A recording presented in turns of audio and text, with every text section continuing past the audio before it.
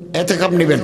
মহল্লার গ্রামের কোন মসজিদে যদি একজনও এতেকাপ না নেয়, পুরা গ্রামের মানুষ আল্লাহর কাছে দায়ী হয়ে যাবে। ৮২ বছর অনবরত ইবাদত করলে যত সওয়াব, লাইলাতুল কদরের রাতে ইবাদত করলে তার চাইতে বেশি সওয়াব। বহু বুড়ো মানুষ আছে, এখন আমার বয়সী মানুষ আছেন, এতেকাপ নেবেন, জীবনের সমস্ত গুনাহ মাফ হয়ে যাবে। আগামী বছর ২০২৫ সালে এতেকাপ জন্য দুনিয়ায় থাকবো কিনা, আমি গত বছরে নিয়েছি, এর আগের বছরও নিয়েছি, এর আগেও নিয়েছি। আমি যে মসজিদে জমা পড়াই, ওনারা দোতলায় আমার জন্য একটা পর্দা দিয়ে একটা ঘর বানিয়ে দিয়ে অন্যদের জন্য খোলা। লাইলাতুল কদর পাবেন। ৮২ বছর অনবরত ইবাদত করলে যত সওয়াব, লাইলাতুল কদরের রাতে ইবাদত করলে তার চাইতে বেশি সওয়াব। তো যারা মসজিদের ভিতরে থাকে 10 দিন, তারা লাইলাতুল কদর পাবে।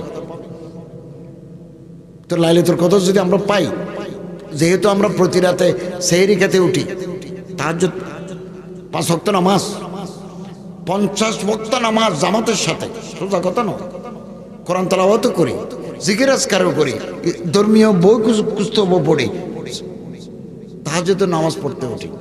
এই রাতের ভিতরে যদি অবশ্যই লাইলাতুল কদর থাকবে, বেজর রাতে, বেজর রাতে ৮৩ বছরের ইবাদতের সমান সওয়াব আল্লাহ পাক আমলনামায় দিবেন। আপনারা নিবেন, এতেকাপ নিবেন। মহল্লার গ্রামের কোন মসজিদে যদি একজনও এতেকাপ না নেয়, পুরা গ্রামের মানুষ আল্লাহর কাছে দায়ী হয়ে যাবে। একজনও যদি নেয়, আল্লাহ বাকিগুলোকে রেহাই দিবেন। আমাদের দেশে করে কি, পয়সা করে দিই, চাঁদা তুলি, একজনকে বসাই দিই, এগুলো করবেন না, এগুলো করবেন না। আল্লাহ যদি আমার সুস্থ রাখে, আমি এবছরও নিয়ত করছি 10টা দিন বিচ্ছিন্নভাবে ঘরবাড়ি থেকে একেবারে বিচ্ছিন্ন হয়ে আল্লাহর ইবাদত করব। ঘুম ইবাদত, আপনি যে মাঝখানে ঘুমাবেন, এটা ইবাদত। আল্লাহর কাছে চাইবে, মুনাজাত করব, চাইবে আল্লাহর কাছে। রমজান মাস রহমতের মাস, কোরআন অবতরণের মাস আসতেছে। আমরা দোয়া করি, আল্লাহুম্মা বারিক লানা ফি রজব ওয়া শাবান ওয়া বাল্লিগনা রমাদান। এটা রজব মাস, রোজা থাকবেন। নবী করিম সাল্লাল্লাহু আলাইহি ওয়াসাল্লাম রজব মাসে রোজা থাকছেন, শাবান মাসে রোজা থাকছেন, 2-1টা 3টা আমরা থাকবো রমজান মাসে পুরো।